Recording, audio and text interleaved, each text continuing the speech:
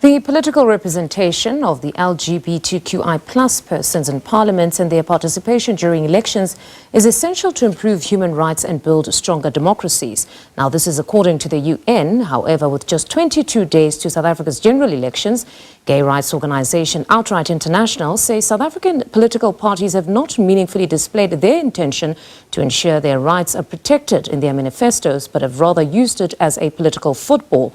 Joining us to discuss this further is Outright International spokesperson Matuba Mahlatjie. Good evening, Matuba, and thank you very much for your time. So, you have written a piece where you raise concern about political parties' commitment to the fight for the LGBTQI plus community's rights, fearing that what we're reading in manifestos and the statements at rallies could be a typical case of exploiting the community for their political ends. Talk us through these views.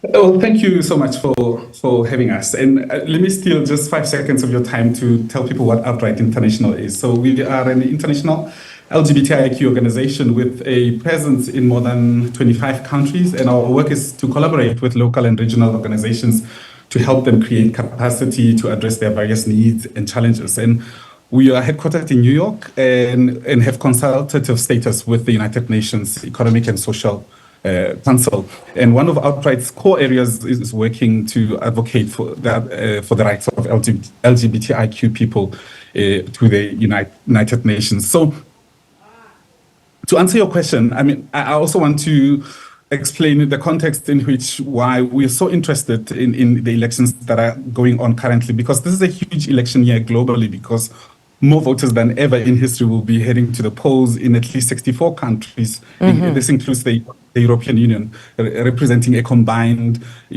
population of about 49% in the people in the world. So South Africa, with its interesting story, from days of apartheid, many decades of apartheid and colonialism, to 30 years of democracy today, is very interesting to us as Outright International, because we know elections come with change, and that's why we had a look at the top 3 party manifestos, the EFF, the governing party, which is the ANC, and the DA. But I will not have a lot to say about the DA, because the DA had no mention of the LGBTQ people in their manifesto in this election.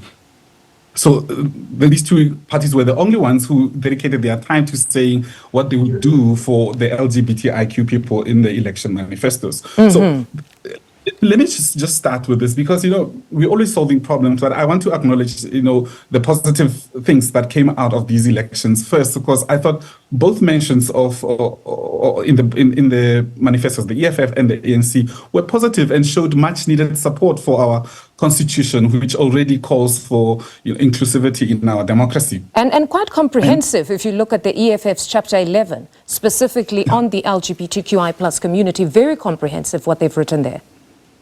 And you're so right. I was quite astonished, and there are running jokes I can share on air about because I remember how EFF leader Girasona struggled to read LGBTIQ and so forth and things like that, and to show that we are really a growing democracy, and to be included in a manifesto like that is a huge thing. And I'd like to mention how important to see leading political parties showing inclusivity in their approach. But LGBTQ organizations in South Africa especially are still inundated with reports of hate crimes. You will remember Sibusiso Mbatha from Gauteng's East Rand, who died by suicide because of the teacher who tormented him because he didn't want his gayism to be brought to school, or something to that effect. And Diego Jacobs in the Western Cape, who died in an informal settlement, he was stabbed.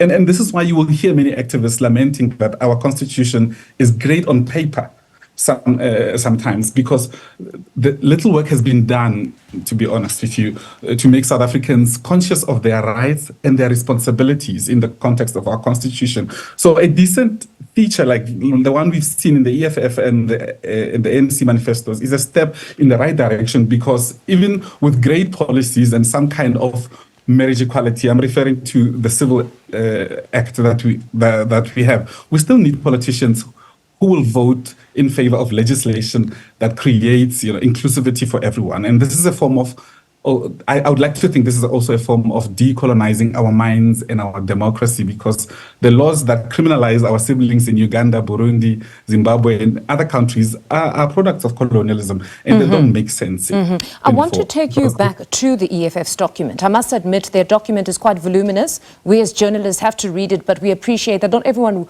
works with these documents, but they would need to be actually have somebody explain some of these matters to them. But on their document, they speak about educating healthcare workers.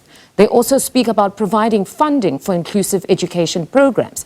And even in the ANC's priority number 5, I believe, to be exact, they talk about also prioritizing the LGBTQI plus community. So with just all that has been stated, particularly by these two parties that you also looked at, you think it's not enough? It remains something that is on paper and might not be actionable?